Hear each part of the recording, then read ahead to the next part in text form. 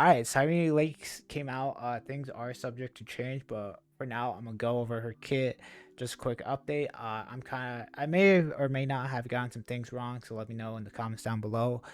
And I'm horrible at theory crafting. Okay, so I'm gonna give a quick TLDR, and then after that, I'm gonna just go over her kit because her kit is quite a mouthful. All right, so she is gonna be an HP scaler. She's gonna have 0 energy, and she's gonna need 24 stacks of recollection to do her first ult, and then after that, she's gonna need 12.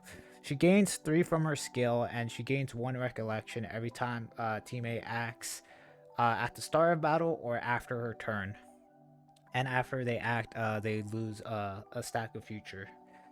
Oh yeah, they gain future after her turn, so that's how she gets recollection. Uh, Flat out, she's just gonna increase the damage by 20%. Her skill is gonna essentially give 20% true damage to the whole team. And whenever she uses her Memo Sprite skill on a character, it's rather going to increase their damage by 40% to non-Chrysos Hair characters, or it's just gonna buff a Chrysos Hair characters. Yeah, the buffs are dependent on the character. So like Tribi and Castris get different buffs. And it's gonna, yeah, it's every Chrysos Hair character. So just every character, I guess, after Herda. So between Aglaya and Don Kong, Terry, those are the characters that are going to get buffed. I guess except for the fake characters. And then her first Eidolons just makes it so she gets her ults faster, and then gives a little bit more of true damage. And her Mammal Sprite shares her HP and is considered to be out of bounds. So just think of Hyacinth's Mammal Sprite Little Ika, where it doesn't have an action order and it has 0 speed. Alright, so, you know, that's a TLDR. So, I may have got some things wrong. But now it's time to go over her kit. Alright, let's get right into it. Alright, so here are her base stats. Yeah, those are just her base stats. Remember, things are subject to change. She has a basic attack. Oh, sure, I forgot. I guess she gains 1 recollection point. She does her basic attack. 50% of Cyrene's max HP. Okay, and then she has a skill, Bloom Elysium of Afterlife, gains 3 recollection points, and deploys a zone that lasts for 2 turns. With the zone, duration decreases by 1 at the start of Cyrene's turn. While the zone is active, for each instance the damage dealt by allied targets deals 1 additional instance of true damage equal to 20% of the original damage. When Cyrene is down, the zone will be dispelled. Very standard stuff. Okay, then we move on to her talent. When combat begins or after Cyrene takes action, teammates and their Memo Sprites gain future. When allied targets with future takes action, they consume future to grant Cyrene 1 recollection points. When Cyrene has 24 recollection points, her ultimate can be activated, and when she has 12 recollection points, while in the Ripples of the Past Revere state, its ultimates can be activated after reaching the maximum. Recollection points can overflow to a maximum of 27 points. While Cyrene is on the field, increase the damage dealt by all targets by 20%. And then there's her overworld, just a single target attack. Alright, and then her technique. After the technique is used, creates a special dimension that lasts for 30 seconds around the character. Enemies within this dimension enter this moment forever stay, increases movement speed for allied characters within the special dimension by 50%. After entering combat within the dimension, deploys a skill zone. Only 1 dimension effect can exist by an ally at one time. Then we have her basic attack, AoE, I guess it's her enhanced, gains 3 recollection points and deals ice damage equal to 30% of Cyrene's max HP to 1 designated enemy, then deals ice damage equal to 30% of Cyrene's max HP to all enemies. Towards Love and Tamara cannot recover a skill point. Alright, and then we have her ultimate. Causes her Memo Sprite to immediately gain 1 extra turn. Yeah, so to summon her Memo Sprite, it seems like you are going to have to use her ultimate and not her skill. Oh yeah, here's her actual ultimate. Summons her Memo Sprite blank. I think it has a name. We just don't know it yet. I'm gonna just call it her Memo Sprite. Causes it to immediately gain 1 extra turn and activates all teammates' ultimates. Then enters the Ripple of the Past rear state with basic attack enhanced to Towards Love and Tomorrow, and can only use basic attacks. Increase Cyrene and her Memo Sprite's crit rate by 50%, and deploys a zone effect from the skill with no active duration. Can only be used once per combat. Initial HP is equal to 100% of Cyrene's max HP. Okay, so I think essentially what that means is all teammates' ultimates will be activated, but I think it's only gonna be once. So at the start of the battle when she does her first ultimate. Alright, Waltz of Flowers and Arrows. Keep track of what this is. Memo Sprite skill. Deals ice damage to all enemies equal to 50% of the Memo Sprite's max HP. Okay, so after this is when we start getting into like Chrysos Hair's buffs and like what it does. I'm gonna skip over that for now just because it's a lot, and I mean a lot. Okay, so when a teammate's Memo Sprite is summoned, it gains future. Future held by Memo Sprites cannot be consumed. Oh, so that means oh, wait, that means if a character has a Memo Sprite, that Memo Sprite just won't consume future. So that means it can act twice before or like more than that before Cyrene does. And she'll gain recollection points. When there are 1, 2, 3 Chrysos Hair or Remembrance Past characters aside from Cyrene in the team, Cyrene gains 2, 3, 6 recollection points at the start of combat. So I guess, yeah, help you get to that 24 recollection stacks as fast as possible. Although you are going to need 3 Chrysos Hairs or Remembrance Past characters. So I guess future characters that follow the passive Remembrance would work with her. Although we'll just have to wait and see how well those characters work with her. When Cyrene's speed is at 100 or at 180 or higher, increases all damage dealt by 20%. Increase all allies' damage dealt by 20%. Then for each point of speed exceeding increases Cyrene's and her mouse by ice res pin by 2%, counting up to a maximum of 60 excess speed points. Okay, so that's a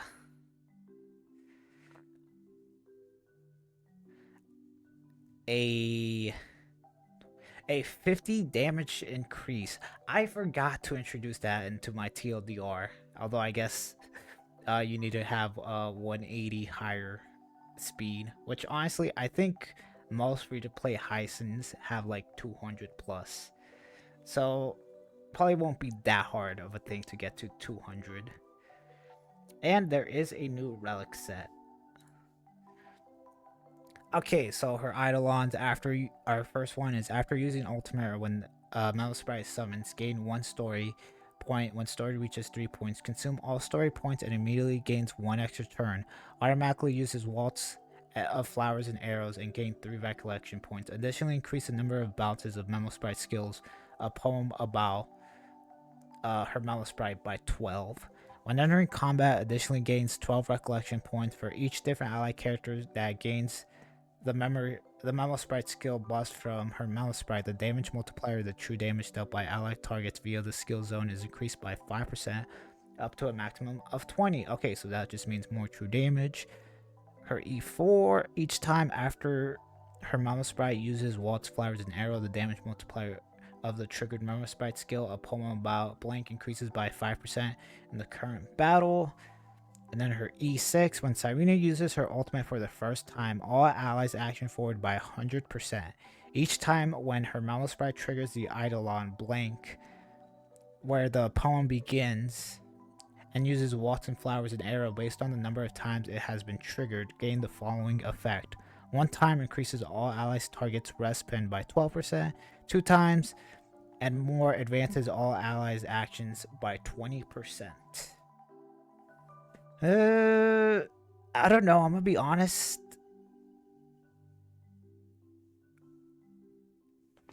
Do her Eidolons sound that good? I mean, everything seems like Yeah, you get more damage and then you get more true damage, but like seems like the big buffs are like on her first ultimate. And then after that it seems like it's starting to trickle down. Oh wait, yeah, the leakers did say that her first ultimate was gonna matter the most. Although it seems like it's off her eidolons. So I guess our zero turn or people that zero turn and get her at E6 are thriving. Alright, I'm gonna go over their light cones and the new relics that we're gonna get. Okay, so take flight towards a pink tomorrow. Increases a crit damage by 12%. When equipped by the Trailblazer Remembrance, increase all allied targets damage by 8%. And damage dealt by enhanced basic attack together right the shape of tomorrow by 60%. Wait, hold on. RMC's also getting a buff? Oh, this changes a lot of things. I didn't realize until I was all like, okay, it's saying that RMC is getting a buff, although, what? Okay, so they have a new skill, or a new thing. Every time they do an ultimate, they gain 1 stack of epic, and when they have a stack of epic, they get a enhanced basic attack where they joint attack. And this joint attack, first of all, dispels all crowd control debuffs on Mem, and then they do a joint attack, dealing ice damage equal to 200% on Trailblazer's attack and 200% of Mem's attack. Okay, so that means we're I hope this is free. I mean, it's gotta be free, right? There's no way they would introduce this into a gacha, into the gacha system. Increase all allies' target damage dealt by 8% and the damage dealt by the enhanced basic attack together right the shape with tomorrow by 60. Okay, I guess we're just gonna have to wait and see how much damage that is. Okay, and then increases the wearer's speed by 18%. When the wearer's member sprite uses a skill on an ally, gains... Oh wait, this is Cyrene's signature. So increases her speed by 18%, and then when a member sprite skill on an she uses her member sprite skill on an ally, gains blank, which increases the damage taken by all enemies by 10%. When the wearer's member sprite uses member sprite skill on an enemy, gains Versa, which increases crit damage of all allies by 16%. When the wearer's member sprite has both blank and Versa, increases the effect of blank and Versa by 100%. Sure, why not? Okay, and then we got Amphora's Eternal Land. This is most likely Cyrene's planner set. Increases the wearer's crit rate by 8%, and while the wearer's member sprite is on the field, increases all ally speed by 8%. This effect cannot stack. Okay, so I guess you can put this on your RMC if you want more of a speed increase. But anything to help her get above that 180 speed will help. Okay, and then we have at live stream. Increase the wearer's crit damage by 16%, and if 3 or more skill points are consumed in the same turn, additionally increases the wearer's crit damage by 32% for 3 turns.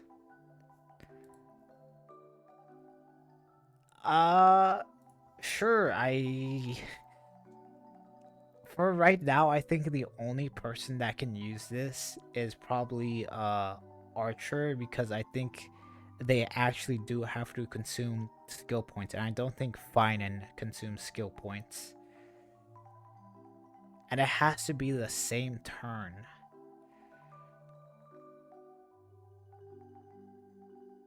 So I guess we will be getting a character that does multiple skills on the same turn. I guess we'll just have to wait and see. Okay, so Aglaya gains a stack of romantic when she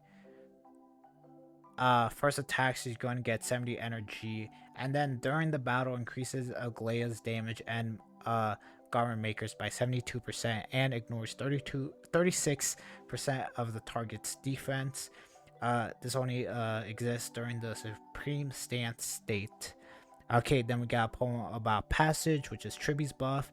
Essentially, Triby can ignore 12% defense, and then when she launches a follow-up attack, she triggers an additional damage dealt from Triby's zone, which is further increased by which further deals 1 instance of additional damage.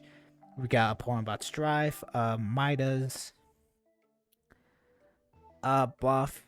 It's a one-time effect. When Mida's in the Vendetta state, he automatically uses Godslayer Be God and increases his crit damage by 60. And it does not consume charges if he's not in his Vendetta state. Just increases Mida's action by 100%. We got a poem about life and death. Casterus's buff. Essentially, her buff can now overflow to 200. Oh, my bad. 200 ultimates, or 200 new bud instead of 100, and then each percentage that exceeds over 1% will increase the damage dealt by 0.24%. And if there are 2 or fewer enemies on the field, this additionally increases by 0.48%. So if you reach max 200%, you'll get a 24 damage increase, and if there's 2 or fewer, additionally increases that by 0.48%. Okay, a poem about Reason. One-time effect, recovers 1 skill points for the team, and causes Nox's next action to advance it by 100%, increases his skill damage by 40%, and increases his attack by 60%, and increases the number of instances of skill damage by 3%, lasting for 1 turn. Okay, sure. So I guess you can just do a skill, and then do a skill, and then Seadra will act, and then he'll be able to do a skill, and then do a skill, and then do a skill. Yeah, something like that. All right, a poem about the sky. Hyacin. I can't speak. All right, when the Mammal Sprite uses a skill on Hyacin, she gains 2 stacks of the poem about the sky. When used on Hyacin, regenerates 24 energy on Hyacin, and consumes a stack of a poem about the sky. And then whenever she heals from her skill or ultimate, increases that healing value by 72%. And whenever she does that, she consumes 1 stack of poem about the sky. Okay, and then we have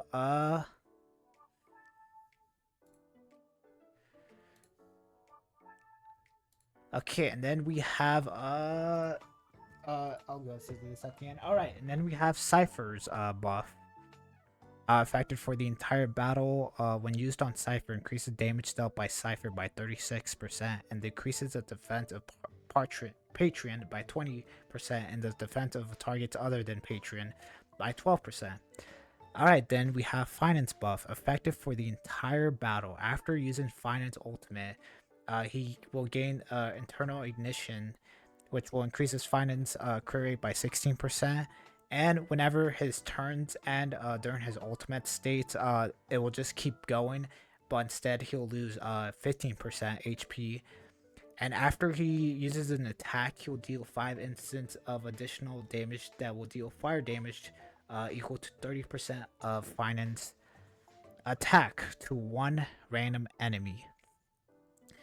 And then we have a poem about the ocean, Hyaclin's buff. Hyaclin's will gain the flaming warmth.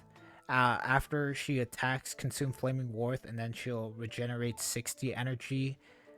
And then, increases her damage dealt, increases Hyaclin's damage dealt by 100%. And whenever she attacks or uses her skill on an enemy, causes all DOT's onset enemy to produce damage equal to rather 60 if you did a basic, or 80% of the original damage of those DOTs. Okay, so essentially just like Kafka. Okay, and then we have a poem about Seadra. Increases the crit damage of character with military merit by 30%. Okay. And then after Coup de Main ends, Seadra immediately gains 1 point of charge. Okay, so instead of being at 0, she'll now be at 1. I guess anything to increase her charge counts. Okay, and then we have a poem about time. After it is used on Evernight, increases damage dealt by EV's Memo Sprite skill by 48%. And after Evernight uses a skill or ultimate, additionally gains 1 point of Memoria. Okay, so I guess that'll be even more crazy, I guess, if you have her E2. And then we have, last but not least, Don Kong's Terry. I'm gonna just call him Terry. Okay, so whenever Terry's bond mate, so increases bond mate's damage by 16%, lasting for 2 turns when he uses his skill on them. And the next 3 attacks of Soul Dragons deal additional damage corresponding to the type equal to 80% of the bond's mate shield effect.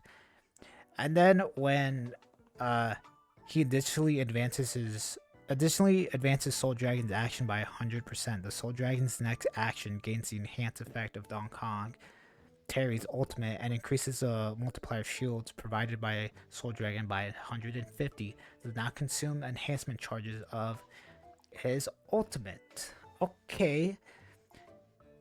And then a poem about her Sprite. After Cedria has gained recollection for each different teammate other than her Sprite, when her Sprite uses Waltz Flowers and Arrow, it additionally deals 1 instance of ice damage equal to 50% of its max HP to 1 random enemy.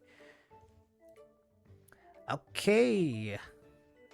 So yeah, that's Cyrene and all of the buffs that she gains for the Chrysos hairs. Uh, yeah. She seems busted if you have, I guess most of the Chrysos hairs. I guess there are some that don't get that crazy of a buff, like, I'd say Tribby and Cypher. But you know what? A damage increase is a damage increase. And, we are getting, Don Kong for free. So, yeah. Oh yeah, and I guess Cedria if you don't have a Noxo or Finan. But I feel like if you pulled Cedria, you most likely have one of them. Or not, who knows. I guess now, you won't have to get to 6 charges. Now you'll instead have to get to 5, or just 5 more.